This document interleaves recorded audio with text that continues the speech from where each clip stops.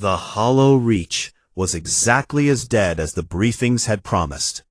Kavaro stood in the Combat Information Center of the UEN Steadfast and watched the scanner displays paint a picture of absolute emptiness. Stars that should have been burning bright had been dimmed to faint sickly embers. Planets that had once held atmospheres and oceans were now gray husks floating in the dark, stripped of everything that had ever made them alive. The Vrethkai did not conquer worlds, they digested them. The fleet moved in a tight formation. The Valith cruiser Drenathi held the left flank. The Torvan medical frigate sat in the center, well protected. The Gilar intelligence ship ran silent somewhere behind them, doing whatever it was the Gilar did. And the human carrier group, the Steadfast and its escort of 4 smaller warships, held the forward position, leading the way into the dark. Kavaro had been assigned to the Steadfast's Combat Information Center as a liaison officer. It was a reasonable posting. It put him at the heart of the human command structure, where he could observe and report. He told himself he was there to gather intelligence on human tactics. In truth, he was watching them. He could not stop watching them. The Combat Information Center was a large circular room, filled with screens and consoles, and the blue glow of holographic displays. It was staffed by a dozen human officers and enlisted personnel who moved between their stations with a practiced ease that Kavaro grudgingly admitted was competent. Commander Lisa Pruitt ran the room like a conductor, her voice cutting through the noise with sharp, precise instructions. Captain Lawson stood at the center console, hands clasped behind his back, watching everything with those calm gray eyes.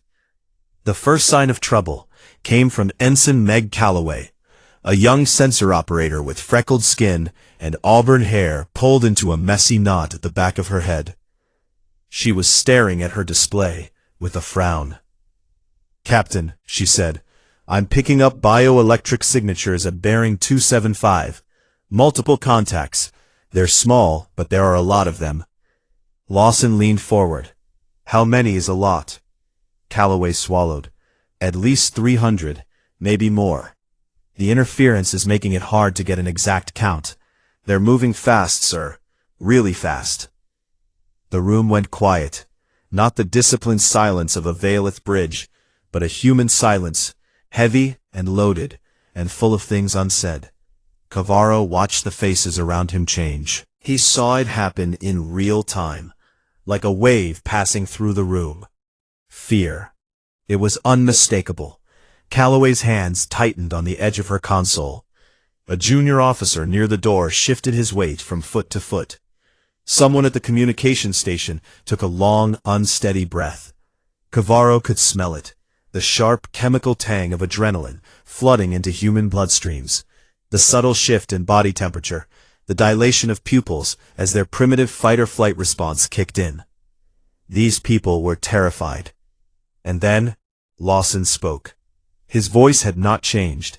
It was the same calm, steady tone he used to order coffee in the morning. "Sound general quarters. All hands to battle stations. Launch the alert fighters. Signal the fleet. We have contact." The room erupted into motion. Alarms howled through the ship. The lights shifted from white to a deep combat red. Boots thundered in the corridors as hundreds of humans ran to their posts. The Steadfast shuddered as its weapon systems powered up and its fighter bays opened like the jaws of some great beast. Kavaro watched Ensign Calloway. Her hands were trembling. Her lips were moving, and it took him a moment to realize she was whispering something, a prayer perhaps, or a mantra, or simply the same word repeated over and over. But her fingers flew across her console without a single error, tracking the incoming swarm, feeding targeting data to the weapons officers, adjusting for the bioelectric interference that scrambled their sensors. She was afraid, and she was doing her job perfectly. The Vrethkai scout swarm hit them like a living storm. 300 bioships, each one a mass of chitin and organic thrusters and razor-sharp appendages, screaming toward the fleet at impossible speed. They did not fly in formation. They swarmed, chaotic and writhing, a cloud of teeth and hunger. The Steadfast's guns opened up. Plasma turrets stitched lines of fire across the void. The escort ships added their own volleys. Explosions bloomed in the dark as bioships burst apart, spraying organic debris in every direction. But for every one destroyed, 10 more came racing in behind it. Kavaro had seen fleet engagements before. Valith battles were precise, calculated volleys, coordinated maneuvers, mathematical destruction. This was different. This was loud and messy and furious. The humans shouted to each other across the room. Commander Pruitt called out damage reports in a voice that could have cut steel. A weapons officer slammed his fist on his console when a targeting solution failed, then recalculated in seconds and fired again. The swarm reached the fleet. Bioships latched onto the Steadfast's hull like parasites on the skin of a whale. Kavaro felt the ship shudder as they began to chew through the outer armor plating. "Boarding breach, decks 7 and 8, Pruitt announced. "Marine teams respond." Lawson looked at Kavaro. "Officer Shale, you're welcome to join the response if you're inclined."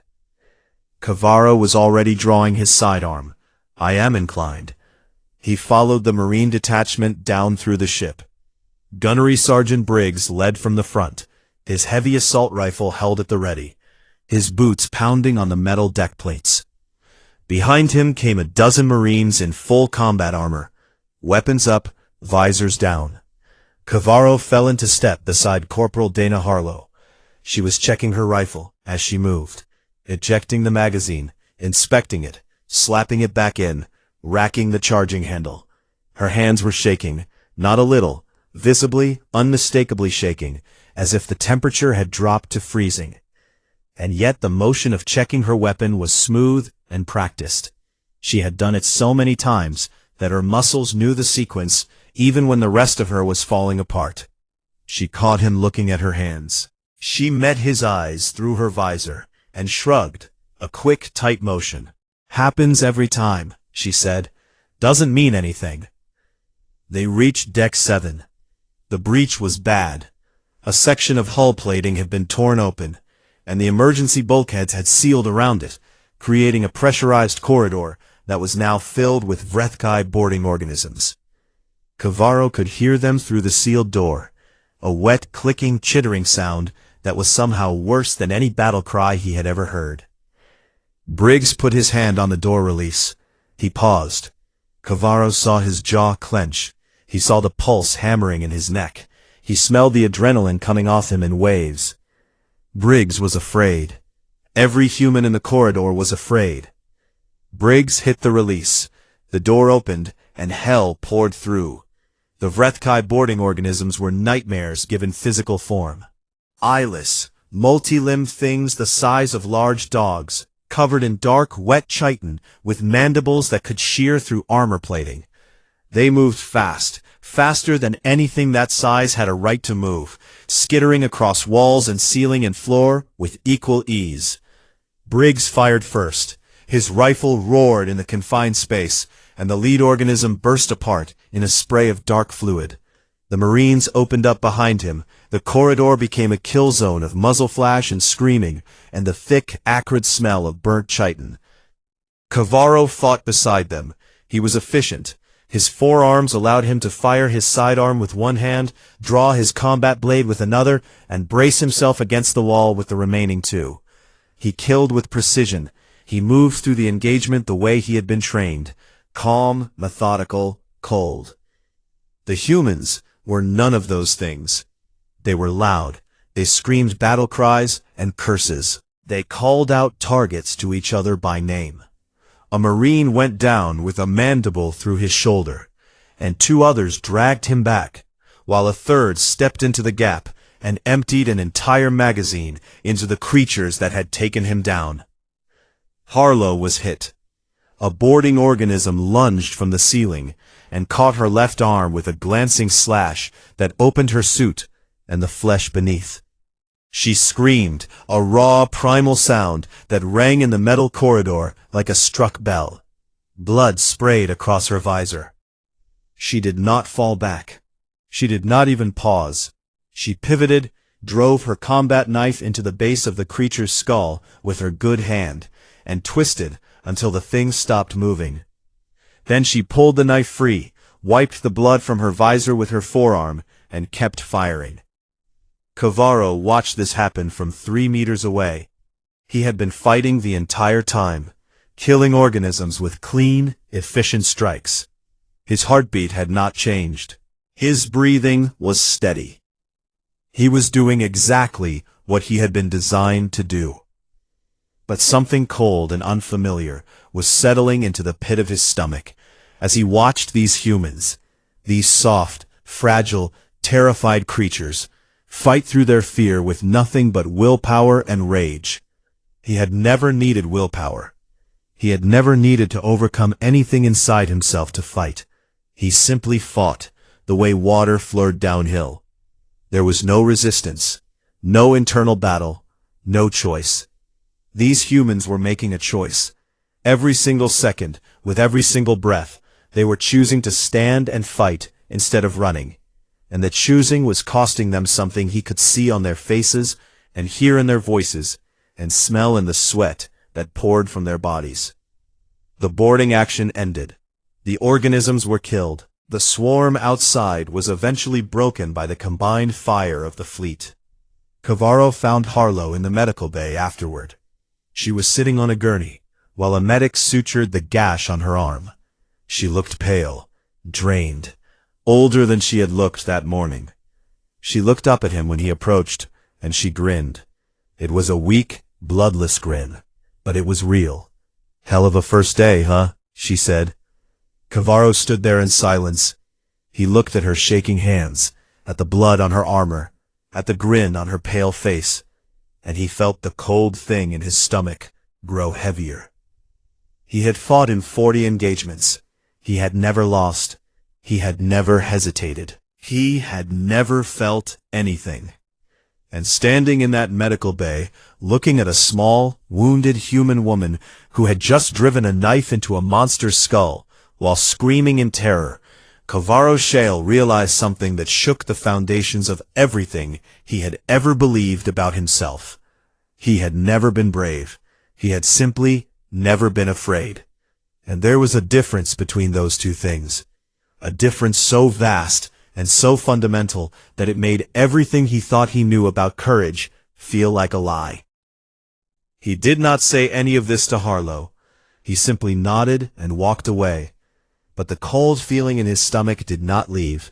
It followed him to his quarters, and it sat beside him in the dark, and it whispered things he was not yet ready to hear. The coalition pushed deeper into the hollow reach over the following days. Each system they entered was worse than the last. Dead planets, empty orbits, the faint residual bioelectric hum of Vrethkai hive structures echoing through the void like the heartbeat of something enormous and patient. Kavaro attended every briefing. He told himself it was duty, but the truth was simpler than that. He could not look away from the humans. They fascinated him in a way he did not fully understand and was not comfortable examining. Every interaction revealed something new, something that did not fit into the clean, logical framework the Valith used to categorize other species. The Gilar intelligence operatives delivered their report on the 5th day. They had mapped the primary Vrethkai hive to a planet in the deep interior of the Reach, designated KR7741 on the Concord star charts. The planet had once belonged to a species called the Malori, a peaceful, technologically advanced civilization that the Vrethkai had consumed entirely. Now the world was a hive, its surface covered in organic growth, its core converted into a massive neural cluster that coordinated Vrethkai activity across the entire region. If they destroyed the neural cluster, the Vrethkai swarms would lose their coordination. The hive mind would fragment. The creatures would revert to feral behavior, still dangerous, but no longer organized, no longer an existential threat. The plan was straightforward. A ground team would land on KR-7741, breach the outer membrane of the hive, fight their way to the neural cluster deep underground, plant seismic charges, and extract before detonation. On paper it was simple. In practice, it was a suicide mission, wrapped in a polite briefing. The environment inside of Vrethkai hive was actively hostile. The atmosphere was toxic. The tunnels shifted and contracted like the organs of a living body. And the Vrethkai defended their neural clusters with every organism they had. Thousands of them, packed into the dark, fighting with the mindless ferocity of white blood cells attacking an infection. Kavaro volunteered immediately. A Valith warrior did not shy from the hardest fight. That was what he told himself. But there was another reason. One he kept buried beneath his training and his pride. He wanted to see what the humans would do when the fear became more than they could bear. He needed to know if there was a breaking point, a threshold beyond which the laughter stopped and the shaking hands went still, and the creatures he had been watching simply could not go any further. The ground team was assembled. Kavaro led a contingent of 6 Valith warriors, each one hand-picked from the Drenathi. Gunnery Sergeant Briggs led 12 Marines, including Corporal Harlow and Sergeant Novak. A Torvon field medic named Silly was attached to provide emergency medical support. She was a quiet, 6-armed creature with silver-blue skin and large dark eyes that always seemed to be on the verge of tears. Though Kavaro had been told this was simply how Torvon looked. They loaded into armored drop shuttles aboard the Steadfast. The Marines checked their weapons and their gear with the same practiced efficiency Kavaro had observed before. But this time, the mood was different. The jokes were still there, but they were quieter, slower, like embers instead of flames. Novak sat across from Kavaro in the shuttle bay. He was a solid, stocky man with a thick jaw and eyes that always looked a little tired. He was checking his rifle for the 3rd time, not because anything was wrong with it, Kavaro realized, but because the act of checking gave his hands something to do besides shake. "You got family?" Novak asked without looking up. The question surprised Kavaro.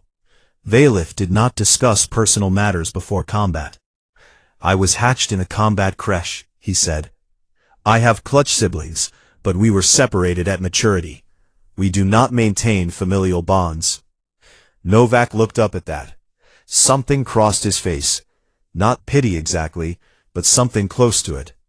Then he reached into a pocket on his chest plate and pulled out a small, flat object. It was a photograph, printed on actual paper, creased and worn at the edges from being handled too many times. It showed a small human child with bright brown eyes and a gap-toothed grin. She was holding a stuffed animal, some kind of 4-legged earth creature, and her hair was in 2 uneven braids that stuck out at angles, suggesting she had done them herself. "Grace," Novak said. "She's 6, smart as hell, wants to be a starship pilot when she grows up." He looked at the photograph for a long moment, and his face did something complicated that Kavaro had to study carefully. The fear was still there, that constant, low-level hum of terror that every human seemed to carry. But layered over it was something warmer and fiercer, something that made the fear look small. "That's why I'm here," Novak said simply, "so things like the Vrethkai never reach her." Kavaro looked at the photograph. He did not understand children. He did not understand love in the way humans seemed to experience it. This irrational, overwhelming force that made them do insane things. It was the look of someone who had already decided what they were willing to pay, and the price had not frightened them away. "Are you afraid?" Kavaro asked. Novak laughed. It was a short, rough sound. "Brother, I've been afraid since we left Earth orbit, but my kid's counting on me, so fear's just gonna have to wait its turn. The shuttles dropped through KR7741's atmosphere like stones. The planet was a nightmare. The sky was not a sky at all, but a membrane, a vast, veiny, translucent skin stretched across the upper atmosphere, pulsing with sickly bioluminescence. The surface below was covered in organic growth, ridged and furrowed like the surface of a brain. Nothing was still. Everything breathed. They landed on a relatively flat section of the surface and disembarked. The ground gave slightly under Kavaro's boots, warm and faintly moist, like standing on the tongue of something enormous. The air, even filtered through his suit's systems, carried the faint smell of acid and decay. "Nobody touch the walls if you can help it," Briggs said over the comm. "If it's alive, assume it bites." The march to the hive entrance took 4 hours. 4 hours of walking across the skin of a living world, past structures that might have been buildings, or bones, or organs, through valleys that pulsed with rhythmic contractions. Kavaro walked in silence. His Valith warriors walked in silence. The humans did not. They talked, quietly but constantly. Harlow told Novak about a dog she had adopted before deployment, a 3-legged mutt named Biscuit that her neighbor was looking after. Novak told Harlow about Grace's latest obsession with building model rockets in their backyard. Briggs hummed something under his breath, a tune Kavaro did not recognize, but which seemed to steady the Marines around him like an anchor. Kavaro realized they were not talking because they were undisciplined. They were talking because the sound of each other's voices kept the fear from growing too loud. The hive entrance was a massive opening in the planet's surface, ringed with what looked like teeth, but were probably structural supports of some kind. The air coming out of it was hot and wet, and smelled like the inside of a wound. They went in. The tunnels were organic, slick with moisture, and constantly moving. The walls contracted and expanded in slow, rhythmic pulses. Bioluminescent nodes along the ceiling cast everything in a pale, sickly green light. The sound was the worst part, a constant, deep, wet throbbing that Kavaro could feel in his bones. It was the heartbeat of the hive, and it was everywhere. The Vrethkai came at them in waves. The first attack hit them barely 200 meters inside the entrance. A rush of boarding organisms that poured from side tunnels like water through a broken dam. The fighting was immediate and savage. Kavaro's Valith warriors formed a defensive line with mechanical precision, their forearms working in perfect coordination, blades and firearms moving in concert. The humans fought differently. They fought like a pack of wild animals defending their territory. Briggs led from the front, his rifle roaring in the confined tunnels, his voice cutting through the chaos with short, sharp commands. Harlow fought beside him, her injured arm still bandaged from the boarding action, her knife already bloody within the first 30 seconds. They pushed deeper. The tunnels narrowed. The air grew hotter. The Vrethkai attacks grew more frequent and more desperate. 2 of Kavaro's Valith warriors fell in the 3rd hour. They died cleanly, without sound, the way Valith were supposed to die. Kavaro felt nothing. This was war. Casualties were expected. 3 Marines fell in the 4th hour. They did not die cleanly. One of them screamed for his mother. Another tried to crawl toward the medic with his legs gone below the knee. Silly the Torvan worked over them with frantic, desperate speed, her 6 hands moving in a blur, her dark eyes wide and streaming with tears that might have been grief or might have been simply Torvan physiology. The humans mourned each loss. Kavaro saw it in the tightening of their jaws, the quickening of their breath, the way they spoke the names of the dead under their breath like prayers. But they did not stop. They put their grief somewhere deep and dark, and kept moving forward. They reached the neural cluster after 5 hours underground. The chamber was vast, a cathedral carved from living tissue with the neural cluster hanging from the ceiling like a grotesque chandelier. A pulsating mass of nerve tissue the size of a small building. The chamber was filled with guardian organisms, larger and more heavily armored than anything they had faced above. Briggs looked at the chamber. His face was gray. His hands were white-knuckled on his rifle. Behind him, his surviving Marines looked the same, pale, exhausted, terrified, and ready. He turned to them. Kavaro saw the fear on his face as clearly as if it had been written there in ink. And then Briggs smiled. A terrible, fierce, bright smile that had no right existing on the face of a man that frightened. "Let's get loud," he said, and the humans charged. The assault on the neural cluster was the most violent thing Kavaro had experienced in 40 campaigns.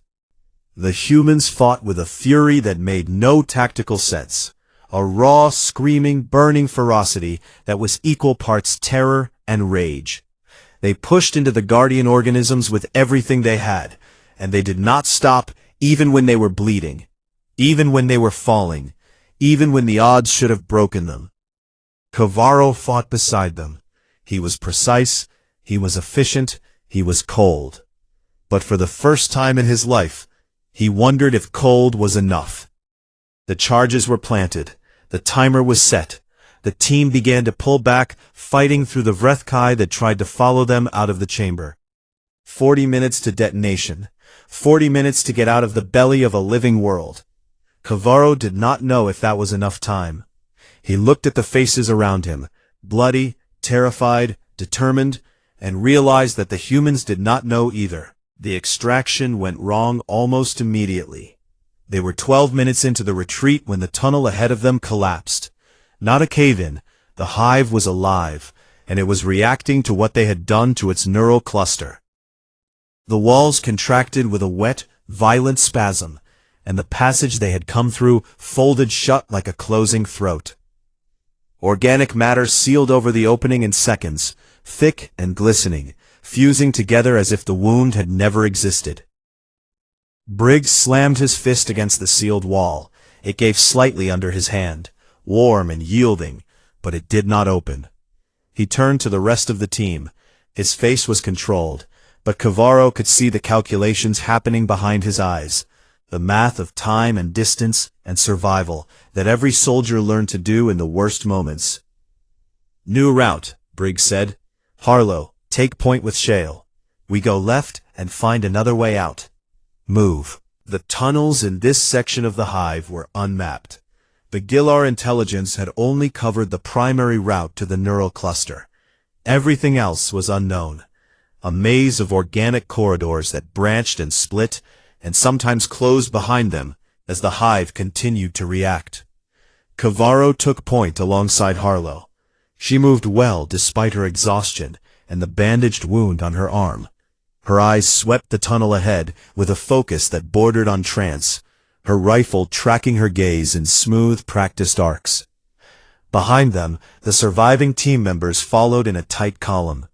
6 Valith warriors were now 4. 12 Marines were now 8. Silly the Torvan medic was still with them, her silver-blue skin smeared with blood that was not her own. 28 minutes to detonation. The Vrethkai did not let them go quietly. The organisms came in smaller groups now, 3 or 4 at a time, darting from side passages, striking at the rear of the column, probing for weakness. Each attack cost time. Each pause to fight was seconds they could not afford to lose. Kavaro fought on instinct. His body knew what to do. 4 arms working in concert, blade and firearm moving in the fluid patterns drilled into him since hatching. He killed cleanly and quickly and moved on without looking back. But something was different now. The cold, mechanical detachment he had always relied on was still there, but it felt thinner, like a layer of ice over deep water. Beneath it, something was stirring that he did not want to examine. 22 minutes. Novak was covering the rear of the column with 2 other Marines. He was good at it. Steady, methodical, calling out contacts before they reached the group, laying down precise covering fire that kept the Vrethkai at bay. Kavaro had come to respect the man over the past hours. He was not flashy. He was not loud. He simply did his job with a quiet competence that spoke of years of training and a deep, stubborn refusal to let the people around him down. 18 minutes. The attack came from above. A section of the tunnel ceiling split open without warning, and a Vrethkai organism dropped directly onto the rear of the column. It was larger than the others, an ambush predator, its body flattened and wide, designed to cling to ceilings and wait. It landed on the Marine next to Novak and killed him instantly, mandibles punching through armor and flesh before anyone could react. Novak pivoted and fired. His first burst hit the creature in the thorax, staggering it. His second burst hit it in the head, dropping it. But, in the chaos of the ambush, a second organism had come through the ceiling breach, and this one was faster. A barbed tendril, a long whip-like appendage lined with hooked bone, lashed out and caught Novak across the right leg.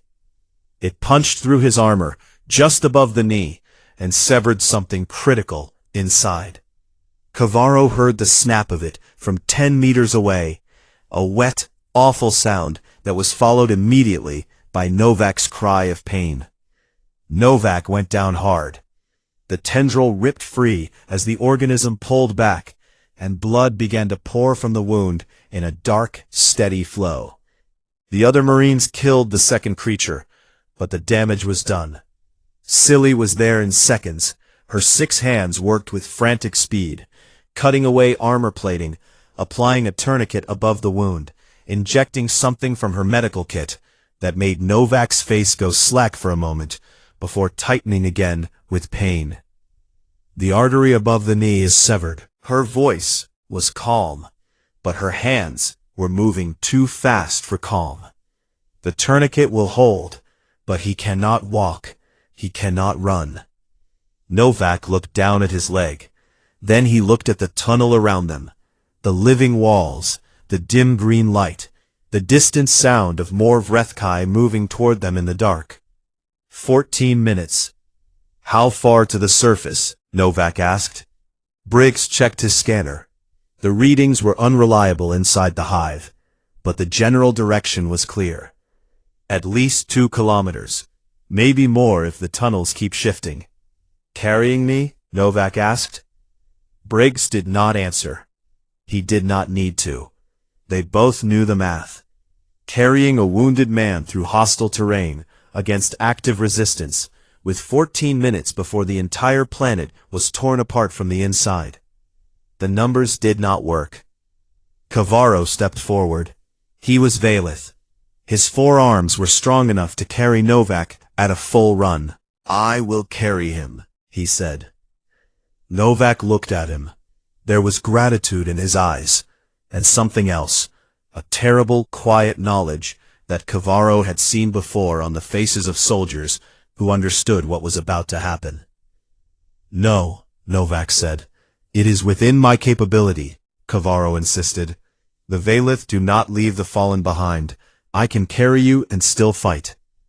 It's not about that, Novak said. He reached into the pocket on his chest plate and pulled out the photograph, the one with the little girl and the gap-toothed grin and the stuffed animal.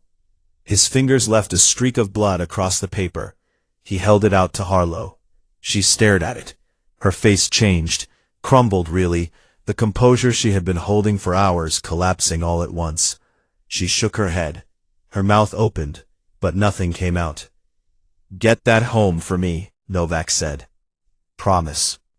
Harlow whispered. Promise me, Dana. She took the photograph. Her hand was shaking so badly that Kavaro was not sure she could hold it, but she held it. She pressed it against her chest plate and nodded. Kavaro did not understand. He moved toward Novak again, reaching with his lower arms to lift the man. But Briggs caught his arm. Briggs's grip was strong, stronger than Kavaro expected from a human. "He's made his call," Briggs said. His voice was wrecked, scraped raw and hollow. His eyes were wet. "Honor it." Kavaro looked at Briggs. He looked at Novak. He felt something crack inside his chest. Not a physical sensation, but something deeper, something structural, as if a wall he had not known existed was developing its first fracture. "I do not understand," Kavaro said. "I know," Novak said. He had already pulled himself into a sitting position against the tunnel wall, his ruined legs stretched out in front of him. He had his rifle across his lap, and his remaining grenades laid out beside him in a neat row. His hands were steady now. That was the thing Kavaro noticed most. The shaking had stopped. "Tell Grace her old man went down swinging," Novak said. He looked at Harlow. He looked at Briggs. And then he smiled. A real smile, warm and full, and utterly out of place in this hell. And Kavaro realized that this man was not at peace with dying. He was terrified. Kavaro could still see it in the way his pulse hammered at his throat, could still smell the adrenaline soaking through his skin. Pete Novak was more afraid than he had ever been in his life. And he was smiling anyway. "Go," Novak said. "Clock's ticking." They went. Kavaro moved down the tunnel with the others, and with every step he took away from Novak, the cracking feeling in his chest grew wider. Behind him, he heard the first gunshots. Novak's rifle, firing in controlled bursts, the sound echoing through the organic corridors. Then the chattering screech of Vrethkai organisms, dozens of them by the sound, pouring into the tunnel junction where one wounded man sat with a rifle and a row of grenades and a smile on his face. The gunfire became faster, more desperate. Kavaro counted the shots without meaning to, tracking the rhythm the way he tracked all combat data, automatically, precisely, without emotion. The first grenade detonated, then the second, then the third. Kavaro kept counting. 11 grenades, 11 detonations. Each one bought them seconds. Each one meant Novak was still alive, still fighting, still holding the line. After the 11th detonation, there was silence. Kavaro's feet kept moving.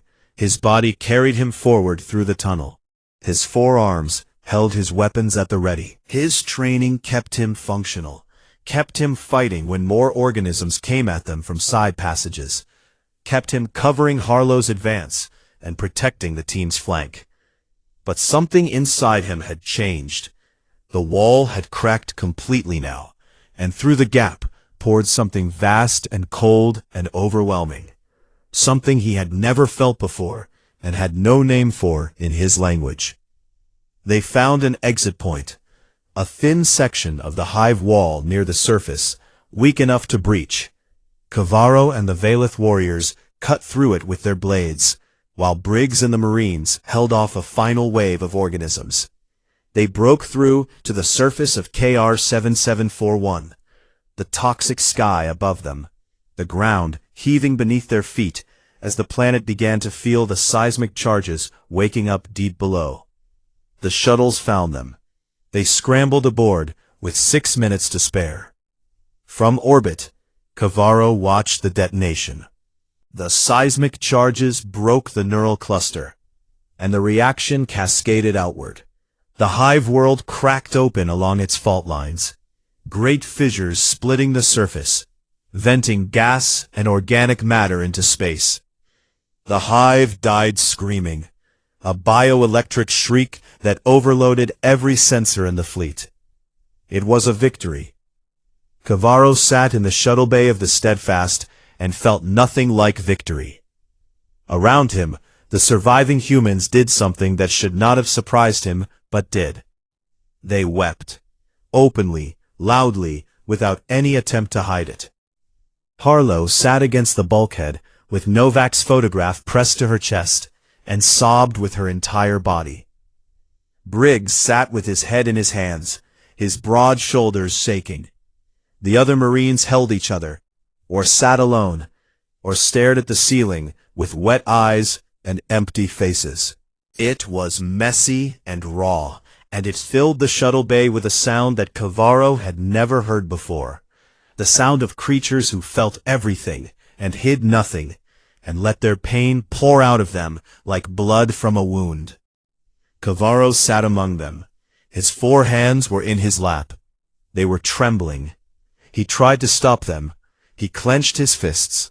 He pressed them against his knees. He employed every technique he had ever been taught to control his body, to suppress physical response, to maintain the cold, clean discipline of the Valith. His hands kept trembling. Harlow looked up at him through her tears. She reached out and placed her hand on top of one of his. Her hand was small and warm and still covered in dried blood. Hers and Novak's, and things that were not human at all. "It's okay," she said. "It means you're still alive." Kavaro Shale, veteran of 40 campaigns, warrior of the Valith Third Fleet, who had never known fear, who had never known grief, who had built his entire existence on the cold certainty that emotion was weakness and feeling was failure, put his head in his upper hands, and he wept. For the first time in his life, he wept, and he did not understand what was happening to him, and he did not try to stop it. The sound that came out of him was not a human sound. It was deeper, rougher, a low keening that vibrated in his chest, but it meant the same thing. It meant that something inside him had broken open that could never be closed again, and it meant that he was at last alive enough to know what he had lost. The Scythe wreck came at dawn. They came with everything they had left. The ceasefire had given them time to regroup, and they had used every hour of it. Thousands of drone soldiers poured out of the Scythe wreck staging grounds in a wave that darkened the horizon. Behind them came heavy armor, walking siege platforms that shook the ground with every step. Artillery lit up the sky in streaks of white and orange. The roar of it was so loud that it swallowed every other sound on the battlefield. The coalition defensive line was stretched across the outskirts of the capital city. Every unit was committed. There was no reserve. There was no fallback position. If this line broke, Vareth 9 was lost. Voreth stood at his command post and watched the reports come in. The western sector was holding under heavy pressure. The central line was bending but intact. The northern units were taking casualties, but maintaining discipline.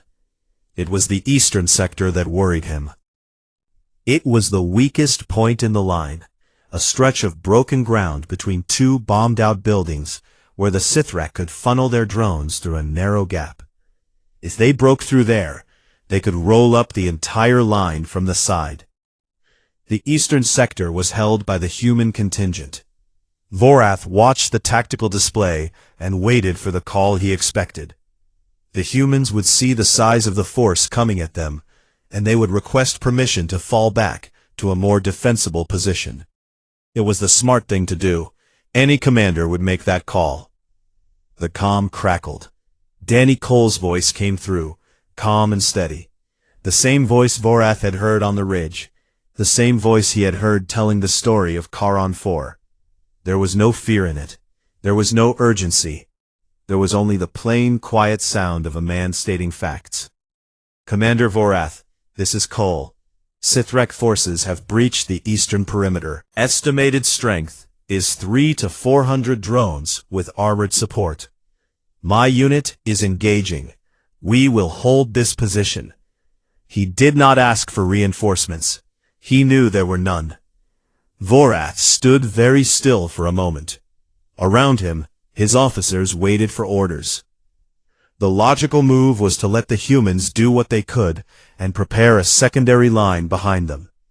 It was what any experienced commander would do. Vorath was not thinking like a commander. He was thinking like a warrior who had spent 3 sleepless nights reading about a species that ran down its prey on foot, that fought in trenches for years, that held tunnels with broken weapons and empty stomachs for 14 months, and never once asked for permission to quit. He turned to his personal guard. These were 12 Draxari warriors, each one hand-selected, each one carrying scars from a dozen campaigns. They were the finest fighters on the ship. "With me," Vorath said. His officers protested. The command post needed him. If he fell, the entire operation could collapse. Vorath ignored them. He picked up his weapon and walked out the door. His guard followed without hesitation. That was what they did. They reached the eastern sector in 12 minutes, running at full Draxari speed through the shattered streets of the capital. What Vorath found when he arrived would stay with him for the rest of his life. The humans were fighting. That was not the remarkable part. Every soldier on this planet was fighting. The remarkable part was how they were fighting. Katie Lane had taken a plasma burn across her back. The wound was ugly, a wide streak of blistered and blackened skin that ran from her left shoulder blade to her lower spine. She was still at her forward position, still directing fire, still calling out target positions to the soldiers around her. She moved stiffly, and every time she turned her body, there was a tightness around her eyes that spoke of serious pain. But her voice never wavered, and her aim never faltered. Nate Bishop had turned a destroyed vehicle into a firing platform. He lay flat on its roof with his rifle, and was methodically picking off Sith-Rek drones as they came through the gap. Each shot was precise. Each movement was deliberate. He fired, adjusted, fired again, with the patience of a man who understood that every drone he dropped was one fewer threat to the people behind him. His face was streaked with dirt and sweat, and there was blood drying on his temple from a cut he had not bothered to touch. Sam Harper was at the center of the line, coordinating the remaining members of the squad with the same quiet professionalism Vorath had seen on the ridge. He moved from position to position, checking ammunition counts, adjusting firing lanes, pulling wounded soldiers back to cover. His left hand was wrapped in a field bandage that was already soaked through. But he used it anyway, gripping and lifting and pointing, as if the pain was simply one more piece of information his brain had filed away and decided to deal with later. And Danny Cole was standing in the middle of all of it, exposed, unhurried, and completely in control. Vorath walked up to him. Danny looked at the Draxari commander, and then at the 12 elite warriors behind him. Something passed across his face. Not surprise exactly, but something close to it. Recognition, maybe. Understanding. "Where do you want us?" Vorath asked. It was the first time he had ever said those words to anyone who was not Draxari. Danny looked at him for a moment, and in that moment, something shifted between them that both of them felt, but neither would ever be able to put into words. Then Danny pointed to the left side of the gap, where the Sith-Rek pressure was heaviest. "Hold that flank, and give Katie room to breathe." Vorath nodded once, and moved his warriors into position. They fought. They fought for 6 hours. The Sith-Rek threw wave after wave through the gap. Drones piled over the bodies of other drones. The armored platforms advanced and were destroyed, and more came behind them. The ground became slippery with hydraulic fluid from shattered machines. The air was thick with smoke and the acrid smell of plasma discharge. Humans and Draxari bled in the same dirt. A young Draxari warrior, barely out of his training cycle, took a heavy hit to his leg while shielding a human soldier from a flanking drone. He fell hard and cried out, a sound that cut through the noise of the battle. Before any Draxari could reach him, Danny Cole was there. He knelt beside the young warrior and pressed a field bandage against the wound with steady hands. He talked to the alien as he worked, his voice low and calm, telling him to breathe, telling him the wound looked worse than it was, telling him he was going to be fine. Vorath watched from 10 meters away. He saw the blood soaking through the left side of Danny's own uniform. Fresh blood. A new wound, or the old one opened again. Danny had not mentioned it. Danny never mentioned it. The young Draxari warrior looked up at the human pressing a bandage to his leg with hands that should have been shaking, but were not. and Vorath saw something in the young soldier's eyes that he recognized. It was the same thing Vorath had felt in his quarters 3 nights ago. The recognition. The Sithreck broke at dusk. It did not happen all at once. It happened the way a wave breaks against a wall, slowly at first, then all at once. The drone waves thinned, the armored platforms pulled back, and then there was silence, sudden and enormous, filling the ruined streets like water filling a hole. Varath 9 held. In the aftermath, the Coalition Assembly gathered in the briefing room of the Iron Mark. Officers from 12 species sat around the same curved table where the campaign had begun. Vorath stood at the head of the table, as he had at the start, but he was not the same being who had stood there before. He was expected to give a standard victory report, a summary of the campaign, casualties, objectives achieved, recommendations for the next deployment. He had given such reports dozens of times. Instead, he did something that no Draxari commander had done in recorded history. He formally requested that the human contingent be recognized as equals in the Draxari warrior tradition. This was a status that carried the weight of centuries. It had never been extended to any species outside the Draxari homeworld. Several Draxari officers in the room shifted uncomfortably. A few looked openly shocked. Vorax spoke plainly. He did not raise his voice, and he did not make a speech. He simply said what he believed to be true. The Draxari have always held ourselves to be the greatest warriors in this galaxy. I have believed this my entire life. I no longer believe it is true. He paused. The room was perfectly silent. The humans do not fight because they are strong. They fight because they refuse to stop. They do not endure because their bodies are built for punishment. They endure because something inside them will not let them quit. I have watched them bleed, break, and burn, and I have watched them stand back up and keep fighting. Not for glory, not for conquest, but for the person standing next to them. He looked at Danny Cole, who sat at the far end of the table with his squad.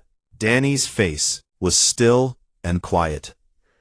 Any species that can endure what they endured on Charon 4, Vorath said, that can hold a line for 14 months on nothing but willpower and loyalty, that can bleed beside strangers and call them family, has earned something that no title or rank can properly hold.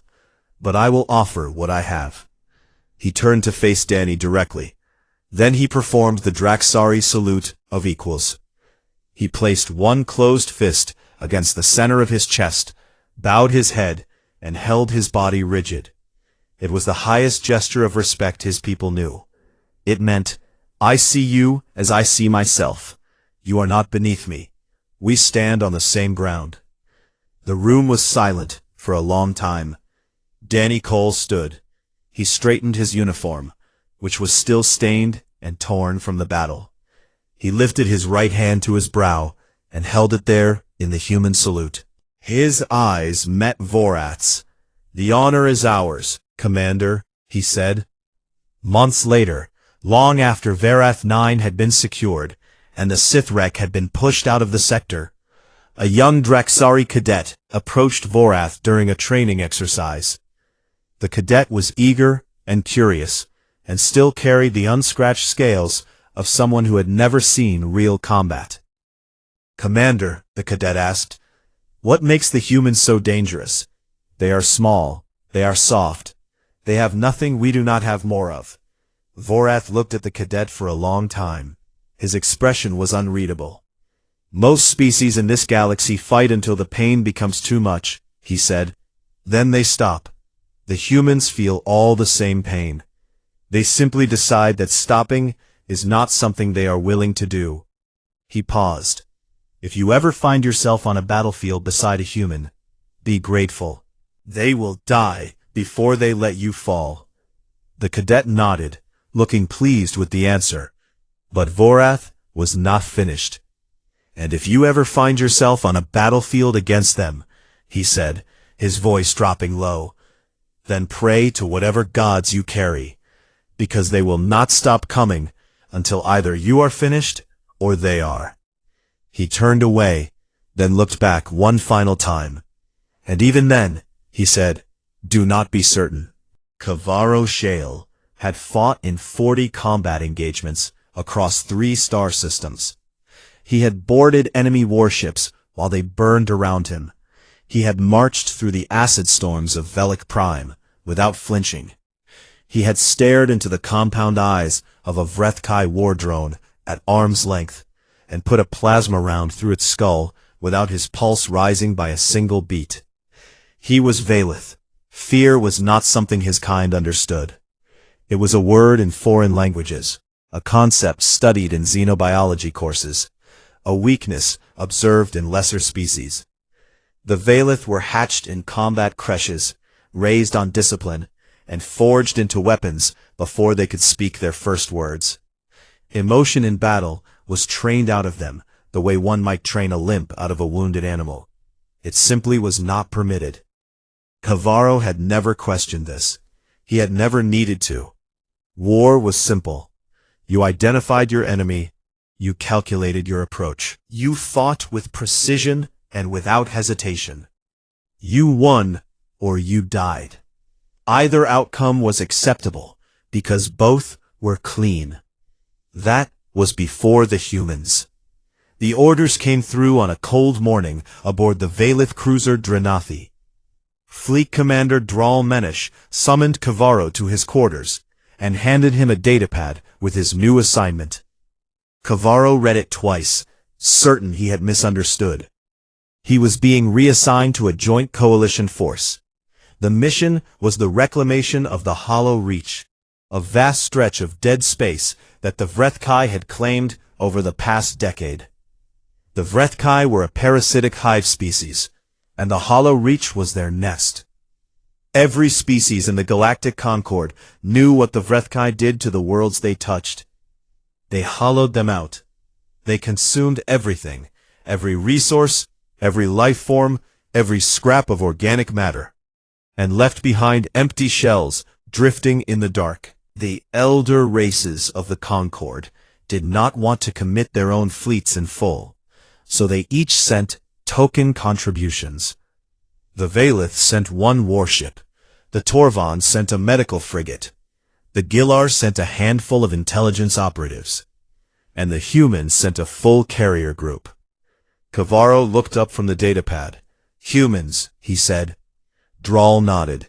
He was old, even by Valeth standards, and his scales had gone from dark green to a dull gray at the edges. His forearms were folded behind his back in the posture of quiet disapproval. They call their flagship the UEN Steadfast. Their commanding officer is a Captain Nate Lawson. "I have read the briefings on humans," Kavaro said. "They are a young species, soft-bodied, emotionally unstable. Their inclusion in the Concord is barely 30 standard cycles old. And yet they sent a full carrier group when we sent one ship." There was something careful in his voice, something Kavaro did not quite recognize. "Do not underestimate them, Kavaro. But do not trust them either. They are unpredictable. Keep your distance, do your duty, and return to the fleet when it is done." Kavaro accepted the assignment without complaint. A Valeth warrior did not complain. He packed his kit, boarded a shuttle, and crossed the void between the Drenathi and the human carrier. The UEN Steadfast was enormous. Not elegant, the Valeth built their ships like blades, narrow and sharp and beautiful in their lethality, but enormous. It was a broad, heavy, brutish thing, covered in gun emplacements and armored plating, and shuttle bays that gaped open like hungry mouths. It looked like something designed not to fly through space, but to punch through it. Kavaro docked and was met at the hangar by a young human officer who introduced herself as Lieutenant Amy Solis. She was small, barely reaching Kavaro's chest, with dark hair pulled back tight and a smile that seemed to come too easily for someone stationed on a warship heading into the deadliest region in known space. "Welcome aboard," she said. Captain Lawson is waiting for you in the briefing room. Can I get you anything? Water? Coffee? We have tea too if you prefer. Kavaro stared at her. No Valith officer had ever offered him a beverage upon arrival at a combat posting. No, he said. She shrugged cheerfully and led him through the corridors. The ship was loud. Not the mechanical hum of Valith vessels, but loud with voices. Humans moved through the hallways in clusters, talking, laughing, calling out to each other. Someone was playing music in a side corridor, a rhythmic, bass-heavy sound that Kavaro found deeply irritating. A group of Marines jogged past in formation, and one of them winked at Lieutenant Solis as he passed. She rolled her eyes and kept walking. It was chaos. Controlled chaos, perhaps, but chaos nonetheless. The briefing room was no better. Captain Nate Lawson stood at the head of a long table, surrounded by officers and senior enlisted personnel. He was a lean man in his middle years, with a weathered face and calm gray eyes. His uniform was neat, but not rigid. The top button was undone, and his sleeves were rolled to the elbows, exposing forearms covered in old scars. He extended a hand when Kavaro entered. Officer Shale, good to have you with us. Kavaro looked at the hand. He had read about human greetings. He clasped it with his lower right hand, and found the grip surprisingly firm. Lawson introduced his command staff. His executive officer was Commander Lisa Pruitt, a sharp-eyed woman with close-cropped red hair, who spoke in quick, clipped sentences, and seemed to be tracking 6 things at once. The Marine detachment was led by Gunnery Sergeant Cole Briggs, a broad man with scarred knuckles, and a grin that sat on his face like it had been carved there by something that was not quite amusement. The briefing began. Kavaro listened as the intelligence officer, a thin, nervous man named Lieutenant Hal Odom, laid out what they knew about the Vrethkai presence in the Hollow Reach. It was not encouraging. The Vrethkai had at least 3 major hive clusters in the region. Their bioships numbered in the thousands. Their boarding organisms could chew through hull plating in minutes. Kavaro absorbed this information with professional detachment. This was war. War was numbers and strategy and execution. He began calculating force compositions and engagement probabilities in his head. And then something happened that broke his concentration entirely. The humans started joking. It began with Corporal Dana Harlow, a young woman from the Marine detachment, with sandy hair and a crooked nose that had clearly been broken more than once. She leaned over to the Marine sitting next to her, Sergeant Pete Novak, a stocky man with a thick jaw and tired eyes, and said, loud enough for the room to hear, 20 credits says I dropped the first bug before you even get your rifle up. Novak snorted. 20 credits says you trip over your own boots getting off the shuttle. The room laughed. Not nervous laughter, not forced laughter, real, full, easy laughter, like they were sitting in a bar somewhere instead of planning an assault on a region of space that had killed millions. Briggs joined in. Harlow, last time you made a bet, you owed Novak for 3 months. You sure you want to go again? That's because he cheated, Harlow said, grinning. I did not cheat, Novak said. You just can't count. More laughter. Even Captain Lawson smiled, a quiet, patient smile, like a parent watching children play. Kavaro sat in his chair and felt something he could not name. It was not anger. It was not confusion exactly. It was something deeper, a discomfort that settled in the base of his spine and would not leave. These people were about to fly into the Hollow Reach. They were about to face the Vrethkai, a species that had eaten civilizations whole, that turned living beings into incubators for their larvae, that had left a trail of dead worlds stretching across half a sector. And they were laughing about it. He thought of his fellow Valith warriors back on the Dranathi. They would be sitting in silence, checking their weapons, reviewing tactical data, preparing their minds for combat with the cold, focused discipline that had made the Valith feared across the galaxy. These humans were making bets and telling jokes. Cavaro filed his first report to Fleet Commander Drawl that evening from his assigned quarters. The quarters were comfortable, more comfortable than anything on a Valith ship, with a soft bed, a temperature control, and a small viewport that looked out into the dark. He typed carefully. The humans do not appear to take the mission seriously. Their discipline is informal. Their command structure allows excessive familiarity between ranks. Recommend minimal integration with Valith forces and independent operational planning where possible. He sent the report and sat in the quiet of his room. Through the walls, he could hear the muffled sound of human voices, laughter, conversation, the faint thrum of that same irritating music. He told himself the discomfort he felt was professional concern, nothing more. But as he lay in the dark, listening to the alien noise of a ship full of creatures who laughed in the face of annihilation, a small thought crept into the back of his mind, a thought he did not yet have the language to express. What if he was not witnessing carelessness at all? What if he was witnessing something else entirely, something he had never been equipped to recognize? He pushed the thought away and closed his eyes. Sleep did not come easily.